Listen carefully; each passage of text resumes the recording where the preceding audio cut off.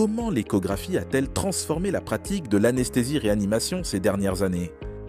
Donc, l'échographie, elle est maintenant indispensable pour la pratique de l'anesthésie-réanimation. En tant qu'anesthésiste-réanimateur, il y a eu, j'ai remarqué un vrai turning point ces 10 dernières années sur l'usage de l'échographie, notamment grâce à des recommandations des sociétés savantes en France et en Europe. L'échographie, je pense, elle a amélioré plusieurs aspects dans notre pratique. C'est quelque chose qu'on peut utiliser au lit du malade. C'est un outil diagnostique assez rapide. Elle améliore la prise de décision pour un anesthésiste. Donc oui, c'est ça les 3 points dont je voulais parler pour l'échographie. En gros, c'était la rapidité, la précision diagnostique déjà, la rapidité de prise de décision.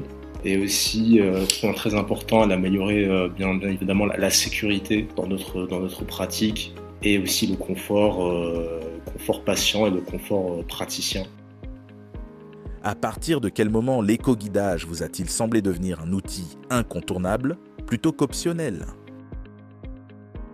Comme je l'ai dit auparavant, avec plusieurs sociétés savantes qui nous ont orientés vers l'écho-guidage, notamment l'ASFAR et la Société européenne d'anesthésie. Je ne me vois pas faire autrement qu'avec l'écho-guidage. La technique des repères anatomiques maintenant quasi obsolète, notamment chez des patients qui ont des facteurs de risque comme les patients, par exemple l'obésité, les patients en état de choc. Avec l'écho, se sent plus en sécurité, il y a moins de complications avec l'écho et on rejoint aussi les recommandations. L'écho-guidage des accès vasculaires doit-il aujourd'hui être considéré comme un standard de soins en anesthésie ? Absolument. Comme j'ai dit, la technique du repérage anatomique de nos jours, elle est complètement obsolète face à l'utilisation de l'échographie. Moi, dans mon parcours, j'ai utilisé les 2 techniques, vu que j'exerçais en Algérie. On n'a pas forcément d'écho performant ou d'échographie tout court dans nos services. Et donc, mon apprentissage a été sur le repérage anatomique. Et c'est vrai qu'arrivé en France, avec les échos qu'on a à disposition, dans ma pratique en tout cas, je sens la différence. Beaucoup moins de complications, plus de sécurité, moins de ponctions, moins de tentatives et donc moins de complications. C'est vraiment un standard de sécurité pour la pose de voie veineuse. Observez-vous une diminution significative des complications mécaniques grâce à son utilisation systématique ? L'utilisation, elle est systématique. Oui, après moi je suis un jeune anesthésiste. En France, depuis que je suis en France, je fais que exclusivement même la pose de voie, la pose de cathéter par écho-guidage. Il est très rare qu'on ait des complications avec l'écho-guidage. Et c'est ce qui est décrit dans la littérature, plusieurs littératures où on a beaucoup moins de complications mécaniques, beaucoup moins de ponctions accidentelles artérielles par exemple, moins d'hématomes, oui, moins de ponctions. On est plus efficient et plus efficace avec un échographe et avec l'écho-guidage.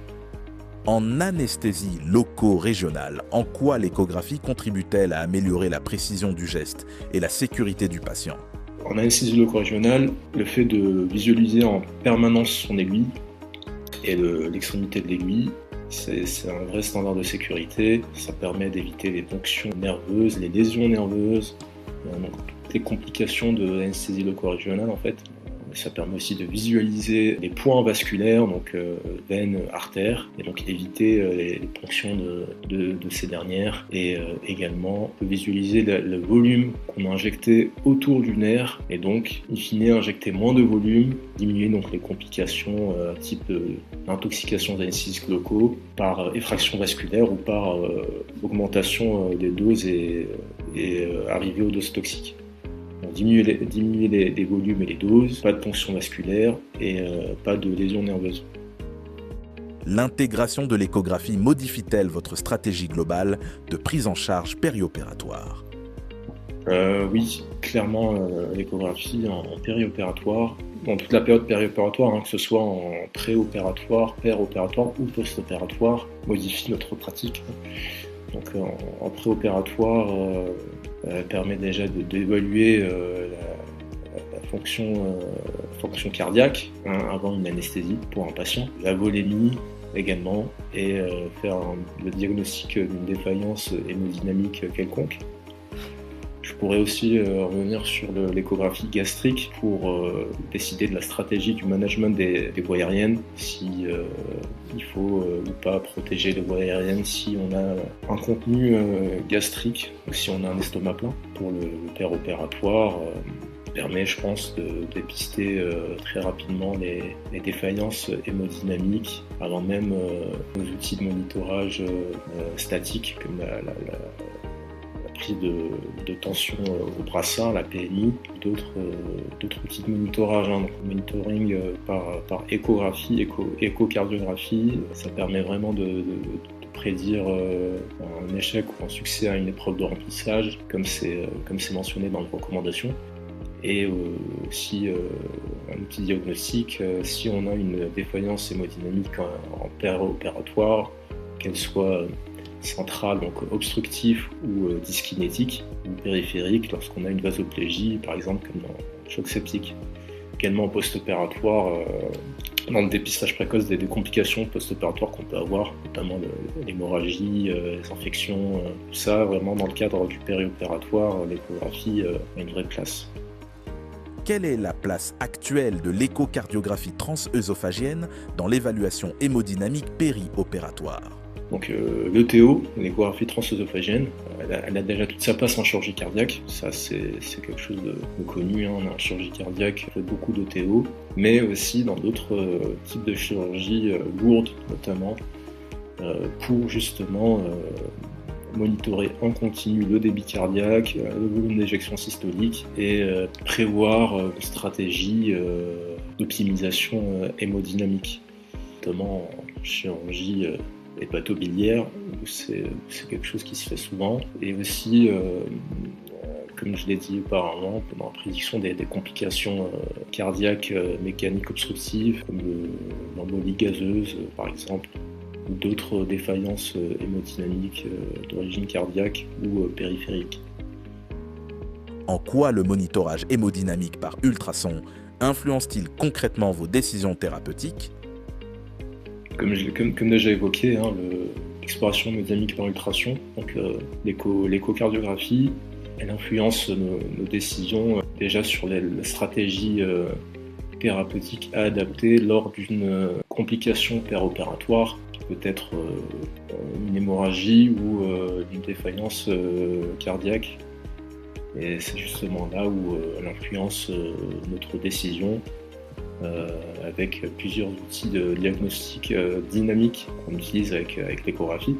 Ça permet de compléter aussi les différents outils de monitorage qu'on a en plus. Donc, tout cet arsenal de monitoring nous permet de sécuriser, d'assurer la sécurité du geste et du patient en périopératoire.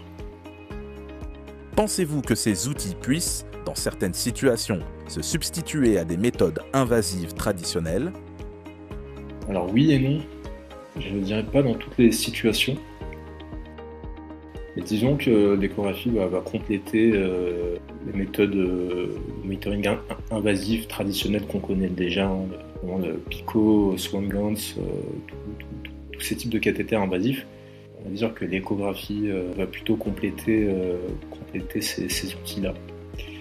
Dans certaines situations, on peut même se passer de ces outils, mais encore une fois, c'est des situations assez complexes. Je pense que le mieux, c'est de compléter, c'est que les deux techniques de monitorage puissent se compléter. Quels sont aujourd'hui les principaux freins à la généralisation de l'échographie au bloc opératoire ?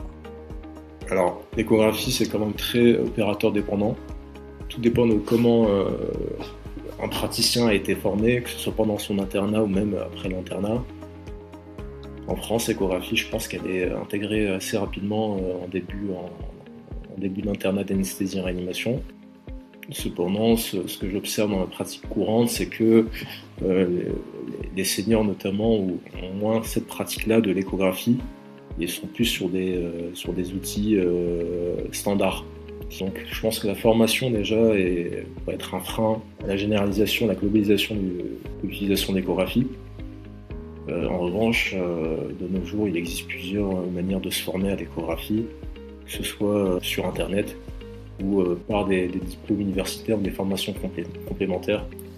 Il en existe beaucoup au sein de la société d'anesthésie-réanimation.